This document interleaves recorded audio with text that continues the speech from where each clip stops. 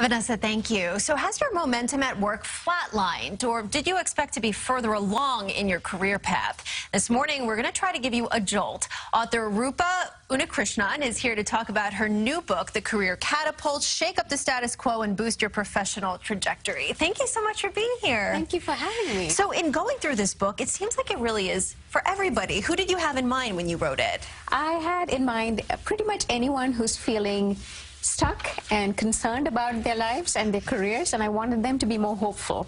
And what I love is I just got a LinkedIn message from a banker who told me that he and his nanny are reading the book. He and his nanny were reading the book. Separate books, yes. I loved it. On page 39, you wrote, sustaining a career won't cut it. That is why the aim instead is to disrupt your work style and career in such a way as to burst your opportunities open. Yes. How do you do that?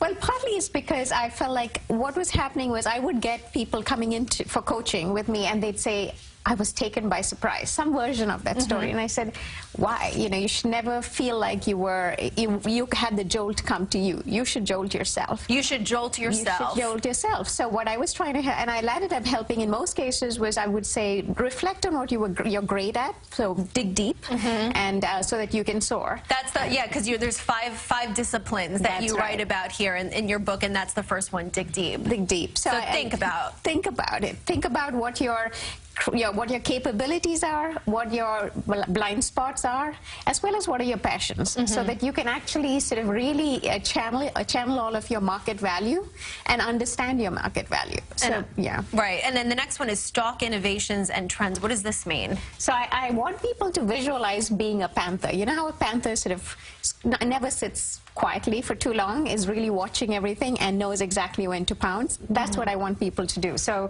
I still remember early on when I was, very young, having very little money, but I saw FedEx boxes all out, out on 1999, I think, during Christmas season, and I bought a couple of FedEx shares, and they did great. Right. And this was way before anyone knew to do that. But similarly, as you're watching trends, sort of start making the connections in your head. What does this mean? In my head, it was, if this is what people are going to be doing in the future, they're going to be buying their Christmas presents online, these guys are going to be big. So similarly, but if for your career, what's going to be big? Watch, if you're a FedEx, if you had seen, I mean, if I was really writing this book then, I'd have said, go out and start a startup that does the shipping for all of these companies. Another one is jolt your network. What does that mean? So a lot of us have friends. We have our LinkedIn profiles. We've got 500 folks out there.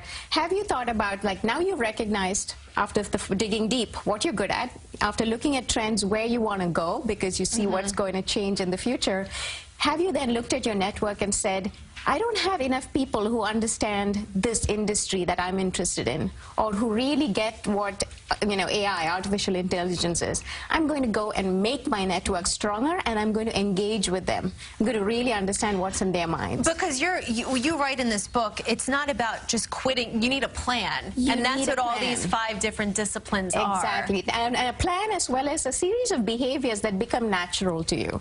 So what I do in the book is really lay out easy ways to start making this part of your daily life. One of it's based on my surveys and my coaching, and one of the things I noticed about innovators is 48% of them think of networking as a core part of their business, of what they do. When you look at the non-innovators, it's like 10%. Wow. So there's really a different orientation towards how they think about networking. And we didn't get a chance to go through the last 2, prototype possibilities and go extreme, but you can read more about it in the book. We thank you so much for being here. Thank you. Thank you for coming in.